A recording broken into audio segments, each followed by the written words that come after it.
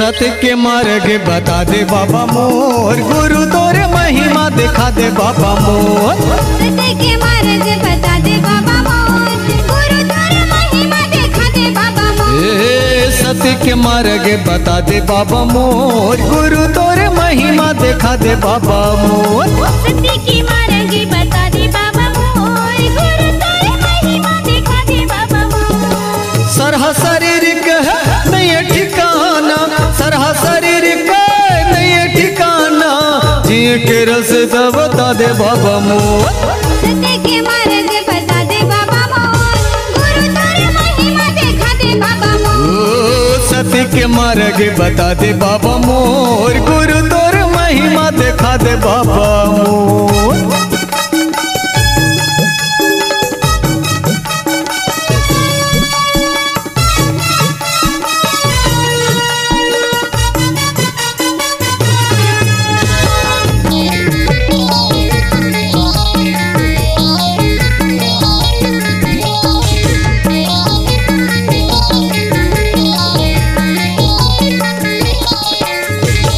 सुने हम तोला सबके पुजारी, होवत चर्चा गाँव तेलासी। गाँव तेलासी बाबा, गाँव तेलासी, गाँव तेलासी बाबा, गाँव तेलासी। ओ सुने हम तोला सबके पुजारी, होवत चर्चा गाँव तेलासी।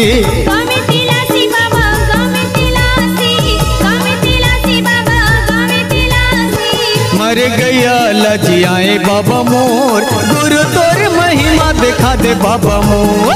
सत्य के मार्ग बता दे बाबा मोर, गुरु तोरे महिमा दिखा दे बाबा मोर। सत्य के मार्ग बता दे बाबा मोर, गुरु तोर महिमा दिखा दे बाबा मोर।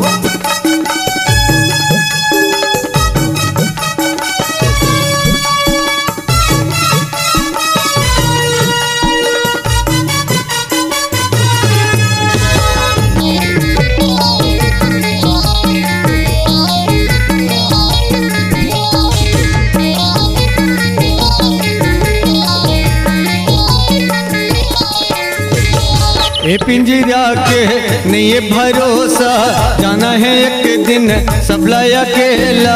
सबला अकेला बाबा, सबला अकेला, सबला अकेला बाबा, सबला अकेला। ओ ये पिंजरा के नहीं ये भरोसा, जाना है एक दिन सबला अकेला। सबला अकेला बाबा, सबला अकेला, सबला अकेला बाबा, सबला अकेला। मुक्ति के मार्ग बता दे बाबा मोर, गुरु तोर महिमा दिखा दे बाबा मोर। सत्य के मार्ग बता दे बाबा मोर, गुरु तोरे महिमा दिखा दे बाबा मोर। सत्य के मार्ग बता दे बाबा मोर, गुरु तोर महिमा दिखा दे बाबा मोर।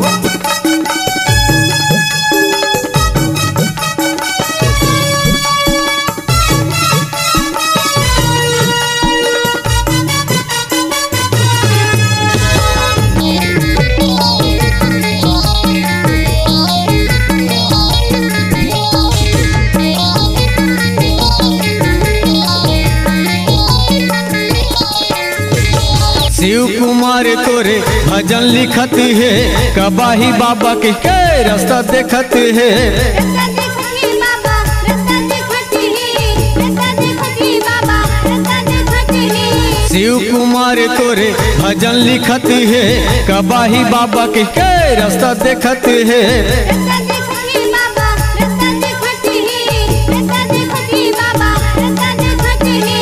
एक बार झलक देखा दे बाबा मोर, गुरु तोर महिमा दिखा दे बाबा मोर। सत्य के मार्ग बता दे बाबा मोर, गुरु तोरे महिमा दिखा दे बाबा मोर। सरहा शरीर के नहीं ठिकाना, सरहा शरीर के नहीं ठिकाना, जिए के रास्ता बता दे बाबा मोर। सत्य के मार्ग बता दे बाबा मोर, गुरु तोर महिमा दिखा दे बाबा मोर। सत्य के मार्ग बता दे बाबा मोर, गुरु तोर महिमा दिखा दे बाबा मोर। गुरु तोर महिमा दिखा दे बाबा मोर, गुरु तोर महिमा दिखा दे बाबा मोर। गुरु तोर महिमा दिखा दे बाबा मोर, गुरु तोर महिमा दिखा दे बाबा मोर। गुरु तोर यदि आप अपने आवाज को लोगों तक पहुंचाना चाहते हैं तो चले आइए शिव साउंड मीरा रिकॉर्डिंग गढ़सिवनी। संपर्क नंबर 9977 33 52 18।